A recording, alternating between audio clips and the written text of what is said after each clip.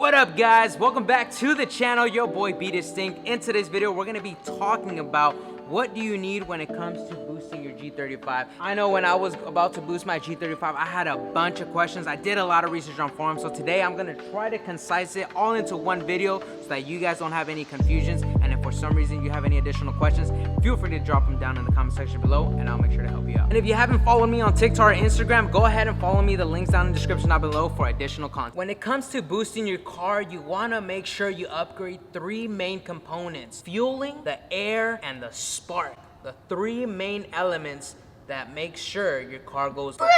So let's start off with fuel. What do you need to upgrade in your fuel system to begin your boost process? So the first thing you want to upgrade are your injectors, okay? Injectors, you know, they spray fuel into your engine, right? And when you're boosted, you're gonna add additional air into your engine. You want to make sure you're able to add additional fuel. I currently have 1300 injectors, 1300 cc injectors inside my G35. They're actually located right here. Each one of these gray plugs right here is one injector, so you have 3 on this side and 3 on the other bank. So a second subsection with the fueling elements, you already upgraded your injectors. The second thing you're gonna wanna upgrade is your fuel pump. A lot of you guys are gonna wanna run E85. That is because it runs a lot cooler, it prevents detonation in your engine, and you will get more power out of that. So another thing to note that I realized when I went to E85 is that it also burns a lot quicker. It is cheaper though. Right now in Sacramento it's around $4,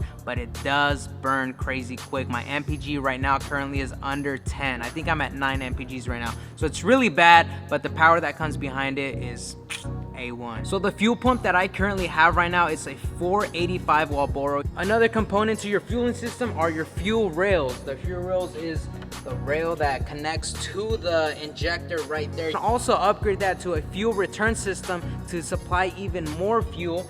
It can get you more power. Thing is, you don't want too much powers with these VQs because they can blow up if you're doing stock internals.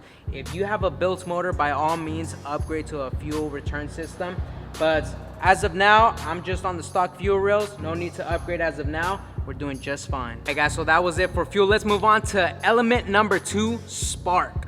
Okay, so you have your original OEM spark plugs. When you go boost, make sure to get 1 step colder spark plugs. They're gonna make sure your car runs a lot better, so make sure to upgrade to that. Do not forget to add it to your cart list. They're pretty cheap. They're like 60-70 bucks. So, and the last piece that you need is air. Air, baby. That's gonna be your choice, baby. You want a turbo or you want a supercharger? That's gonna be up to you. I personally decided to go for a supercharger.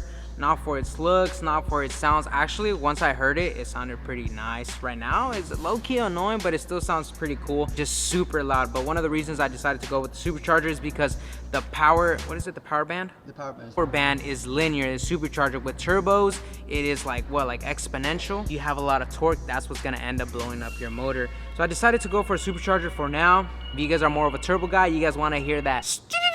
That was crazy. Be careful. Make sure to tell your tuner to go a little bit low boost if you're in stock internals. You don't want to blow that baby up so soon, okay? Okay? You heard me? You heard me? Don't say I didn't warn you, because I don't want one of you guys to come up in this video saying I installed turbo and I blew my shit up, because I'm going to be like, you should have watched this video first. So when it comes to supercharger, there's 2 brands you can go with. There's the Stillen one, the Vortech. Go Vortech. Don't even consider Stillen. There's just so many problems. Not too much power output. Don't even consider it. Just go Vortech. If you're going turbo, there's a lot of different options. You got the Jim Wolf twin turbo, you got the APS twin turbo kit, you can go boosted performance single turbo. That's kind of what I want to switch to low key. You got the Soho Motorsport single turbo. There's a lot of good setups out there. Those kits should supply you with all the piping, the intercooler, and just some other extra gadgets, wastegates if you're going turbo, or like blow off valves if you're going with like the supercharger or whatnot.